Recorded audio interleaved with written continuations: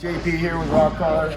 Most of you have been following our JLU 392 build for the King of the Hammers race. Well, just know that this car is not only for King of the Hammers.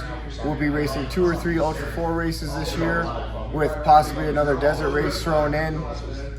I'm sorry I'm a little tired. It's been a long week, actually a long probably 45 days plus this week. But the car actually performed very well. What our expectations were coming in, they were set pretty high. Our only goal was to come here to win the race. It wasn't to compete. But realizing what a new build and a short time frame that we had, I believe we ended up finishing 3rd or 4th in the class, which is pretty good, I guess, all considering. But, right from the start, we partnered with some awesome people that helped us get this build done. America's Most Wanted got the vehicle first. They did an awesome job with their Hemi swap on this application. We had 100% integration with their product into the JL chassis. It worked absolutely flawlessly all day on the rocks. No limp mode, no issues, no nothing. In the desert and in the rocks, it was 100% flawless. As a matter of fact, out of the 4800 or the EMC day, which includes 4800, 4500, and 4600, which this vehicle races in the stock class, we were top 3 in speed on the lake bed, which is pretty impressive considering this thing is 5,750 pounds dry weight with no driver or co-driver. Nitto tire has been, as a matter of fact, these are the race tires. We pre-ran on these tires. We raced on these tires. We did not have a flat. We didn't change a tire. Absolutely functioned 100% flawless all day. These things just took a beating and just asked for more. And let me tell you, we deserved at least 2 flats in this race. The Vision wheels, this is our first time being on Vision wheels. This is their forged beadlock wheel. The beadlock ring has inserts in it, and for some of the other companies we ran wheels of, I would have turned that thing into a pizza box for some of the things we hit today. These wheels performed absolutely flawlessly, and the weight savings that is in these wheels for a forged wheel was super impressive. We can't thank people enough. With a 45-day build schedule, it's an incredibly compressed timeline. Dynatrack stepped up with 60-60 combos for this vehicle. Some of the toughest axles I've ever ran in any vehicle. Their steering radius, offering 40 degrees of steering, 100% critical in the rocks. And obviously the toughness and build quality of a Dynatrack axle is second to none. S-Pod has always been a part of our racing family for over a decade now, in all of our high-end vehicle builds. We use their electronics for all of our accessory loads. Performed absolutely flawlessly as it always has. PSC, this is the first time we've worked directly with PSC. We actually helped them build their JL for the stock class as well. They ran on rock crawler suspension. Both of us did very well considering the time frame and compression of the builds. It was super impressive to be here. We were both turning wrenches to finish our cars and get them as best they could be for the race out here at the Savvy compound in the lake bed. But the steering just absolutely was phenomenal in the rocks. Even Eric Miller, who was driving, was super pleased with the steering in the rocks. Couldn't believe a 4-door would be able to maneuver the way it did. Liquid Iron Industries, Timmy, when we did the build, reached out to me, said, "Hey, do you want some steering for your car?" Knowing the constraints of the Dynatrack knuckles, it's very difficult to fit stuff in there, but so unfortunately we didn't end up running his steering components because we just couldn't fit them in there. But the guy deserves a big shout out for jumping up, getting us some parts to try to work with this application, and then just the sheer effort alone was huge. On this application, we ran Fox shocks with the DSC adjusters. Fox is here on the lake bed to be able to help test and tune with this application, where our own shocks would be a little bit of a chore to get a vehicle ready since we don't have full race support. And Miller Motorsports and Savvy Off-Road, this is a combined build, both run Fox. Their support was phenomenal on the lake bed. Mike, Kim, and Jack just did a great job trying to get us as close to race ready as possible. And when this car was dialed, it was dialed. Stinger Off-Road supplied us with a head unit. It should be actually Stinger Electronics is their website, but they supplied us the high 10 head unit for the radio replacement. It allows you to have tons of extra features that are great for racing. Full gauge check, cameras front and rear, all kinds of different applications ready to go, making integration and checking on your functional parameters a simple snap. And again, I apologize if I'm stumbling over this. Long story short, I got a good seven mile jog yesterday across the lake bed and back, carrying some spare parts that we needed. But we'll get into that in a minute. Rigid's been a part of our family forever on lighting. The rigid lights, we ended up being out in the lake bed late last night. Accessory lighting is something I know a lot of people buy the cheapest Chinese junk they can get their hands on. But when you are racing, nighttime lighting is critical. You don't want to be running, some of the whatever you find on eBay as the light. Yeah, they might look the same, but performance is way different. You need to think about performance and lighting when you're out racing. Rigid is definitely one of the tops in the industry when it comes to LED lighting. Artec, poor Artec. We put them through hell with this build. They came through with some inner fenders. A lot of things you guys don't know about JLs, inner fender liners are critical. There are so many electronic modules inside your fenders that need to be protected when you're gonna go out and wheel and do things. It's not just hey, I trimmed my fenders, I wanna have some inner fender liners. Those modules need to be protected when you're gonna be going out and doing something like this. And the Artec inner fender liners did an absolute flawless job of doing that. We didn't have a single problem with any factory electronics the entire day, and they were a big part of that. PRP knocked us out some new seats, harnesses for this application, color matched it for us, and again, given the time frame, they got the job done in the time frame that we needed the product in. So, and their seats are super comfortable for race seats. They hold you in place perfectly, cinch the harnesses down, and you're ready to race. They also have seats for all you other guys that need just standard, good quality off-road suspension seats. So definitely check out the PRP offerings. If you're looking for aftermarket seats, restraints, a factory recover. They have some really cool products out now.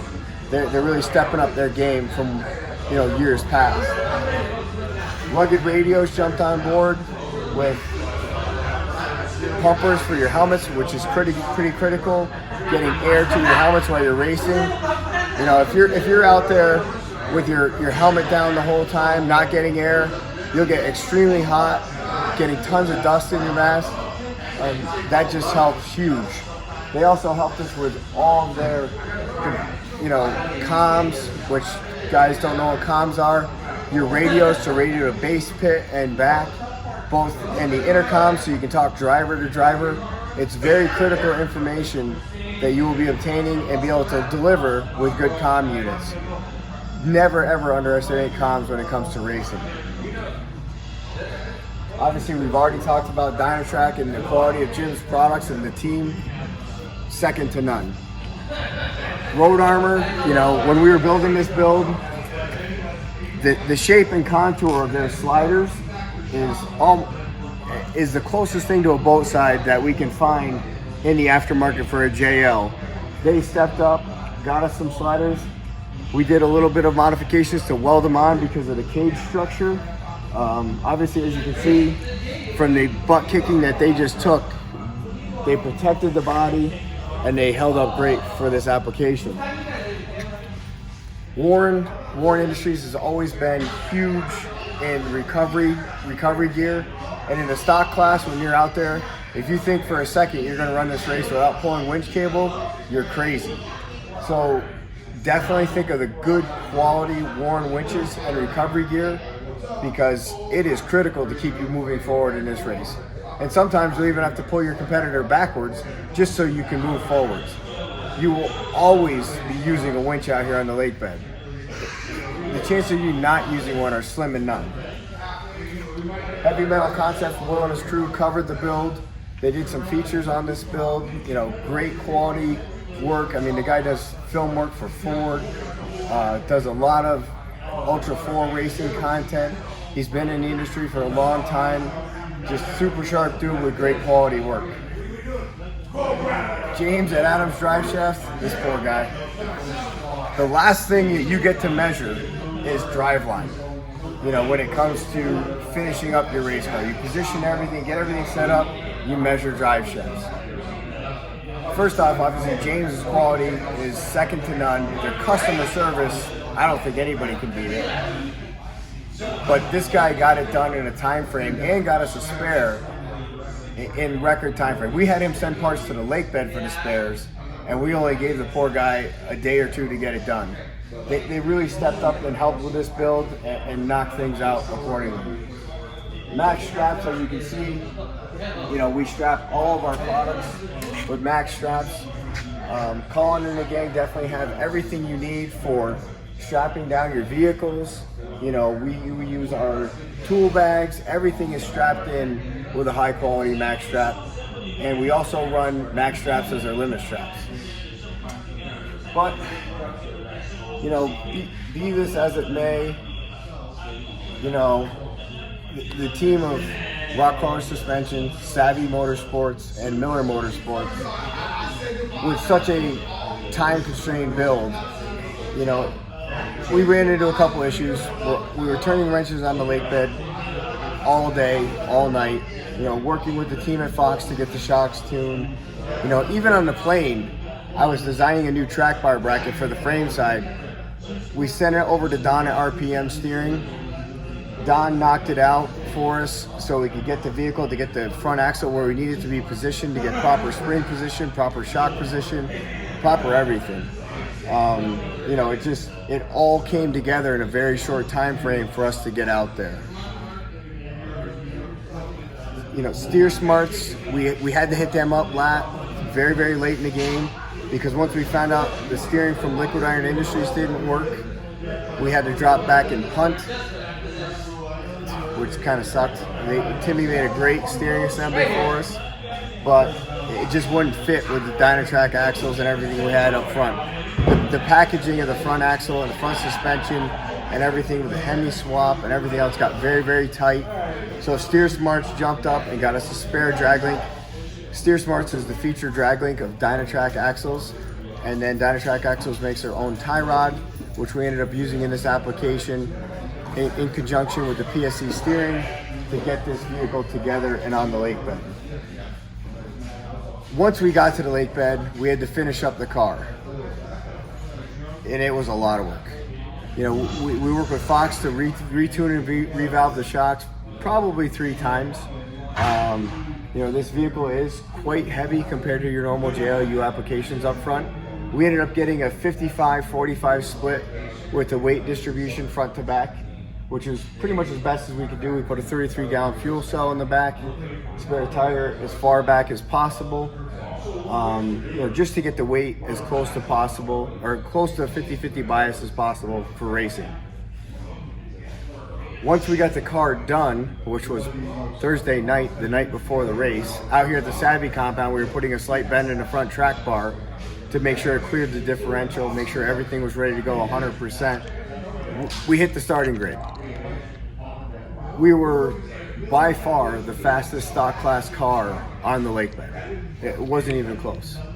When we got out to the dry lake bed, we were passing cars like they were in the slow lane. It wasn't even funny. Eric was driving the wheels off the car.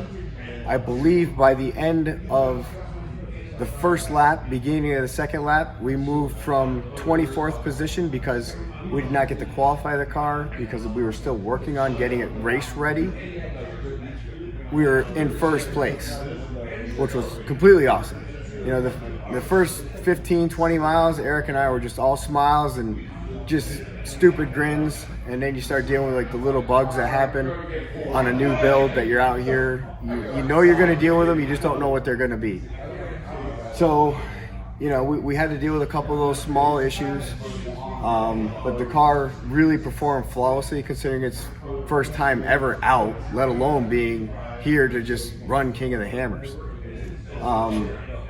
You know, we got into, I believe, the beginning of the second lap, we were 34 or 43 minutes ahead of everybody else already, and we misheard the communication that we were 34 or 43 minutes behind the leader in the rocks. So we thought we had to boogie to get to number one. This race, when you deal with the people at Miller Motorsports, Eric Miller, fantastic friend, probably one of the best wheelmen I've ever met, but honestly just a genuine salt of the earth dude. We want to win. We don't care about second or third. That's not even in the game plan. The game plan is getting on the podium in the top spot. You know, Savvy obviously has got a great track record out here with Krawler. We've won 3 or 4 King of the Hammer stock class rigs out here with Savvy, using Krawler suspension. You know, our goal was to be number one, not 2, 3, or 4, or just finish. We've done that plenty of times as a company. We want to be number one. We thought we had to hustle on the rocks, so we were pushing the pace quite a bit to go catch the leader. Turns out we were chasing ourselves, really stupid. But again, miscommunication with comms, it happens. You know, this is a big day, a long day. You know, we feel really horrible that we didn't get the job done. This car will be back. We'll be at Crandon in September for the big house to do some short course there and some other iconic races this year. We'll work out a couple things that we need to do, and we will get this car on top of the box. But, you know, Gerald, his team at Savvy supported us 100%. You know, we had, I would say, 1,000% support when we got to the lake bed. But I definitely want to say thank you to, you know, Justin Zeminski, Derek Sanderson, Adam Collin back at the home base in New York.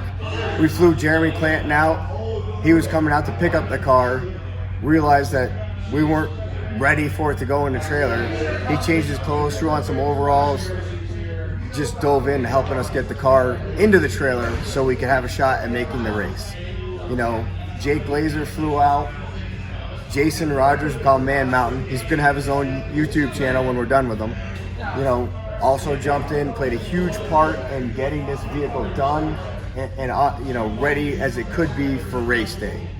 You know, the car itself, honestly, performed as flawlessly as it could possibly perform with no shakedown run, no time, no nothing. We did Eric and his guys took it out for the rocks. Did a little bit of pre-running with it, came back with some feedback.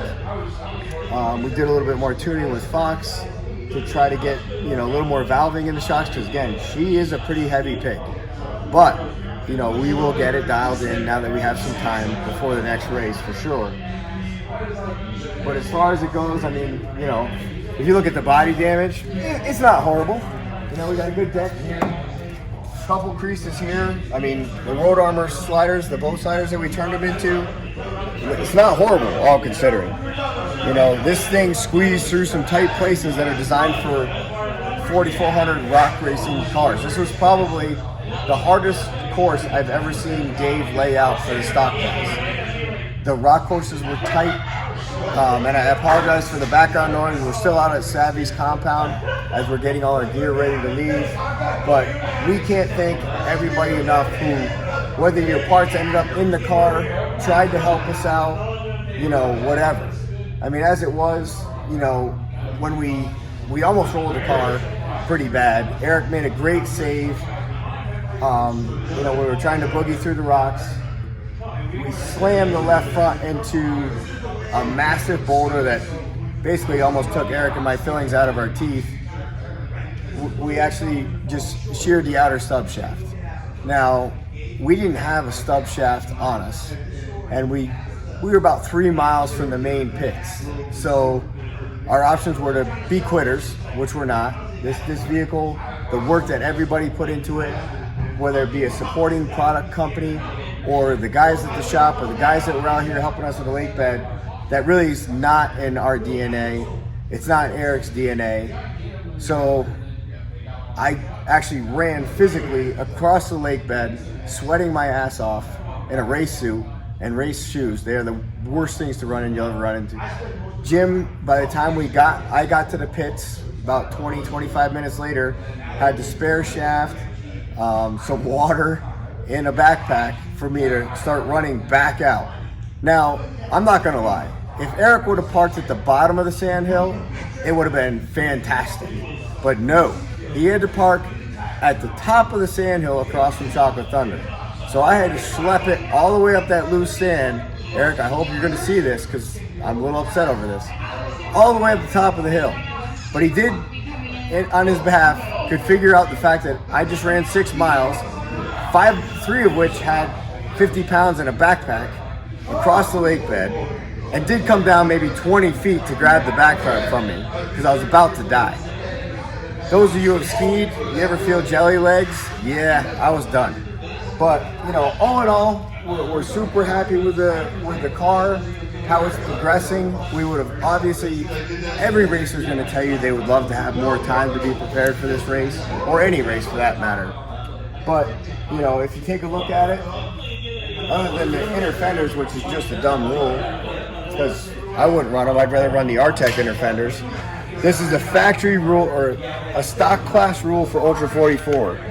Mostly probably because of the Cherokee guys, which, who cares? Sorry guys, we're out of that market now. They went in for cash for clunkers in 2008, I believe, in New York anyway. You cannot have a modified inner fender. These are inner fender liners. They're not even an inner fender according to the parts manual. But anyway, so we weren't allowed to run the R-Tech inner fenders in the front, again, which are super critical because on the passenger side, it protects all the factory modules that are in there.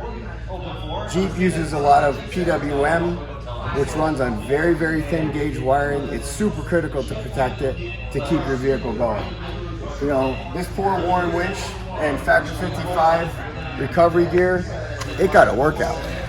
We ended up getting the axle shaft replaced and ended up doing 4 more rock trails before we timed out in the dark.